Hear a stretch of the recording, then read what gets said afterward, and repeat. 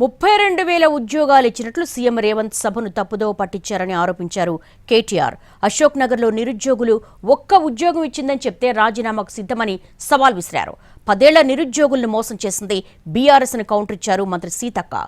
ఇచ్చిన హామీల అమలుకు చిత్తశుద్ధితో ఉన్నారన్నారు.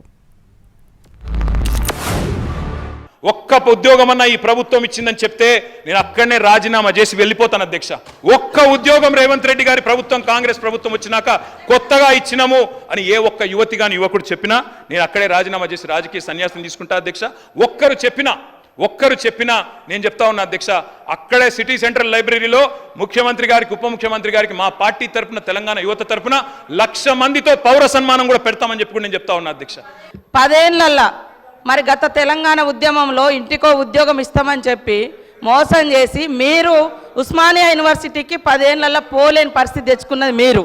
ఆయన చెప్పే ఉద్యోగాల కథ ఎట్లున్నదంటే కోట శ్రీనివాస్ గారి యొక్క కోడి కథ. నోటిఫికేషన్లు ఇస్తే ఇచ్చుడు, ఈసారి మళ్ళీ ఓట్లు వేస్తే మళ్ళీ తర్వాత ఉద్యోగాలు ఇస్తాం, అట్లా ఆశ పెట్టుకుంటా మీరు మోసం చేసుకుంటూ వచ్చిర్రు. మరి ఆ 34,000 ఉద్యోగాలు 10 ఏళ్ళ అధికారంలో ఉండి మరి మీరు ఎందుకు ఇవ్వలేకపోయారని చెప్తున్నా.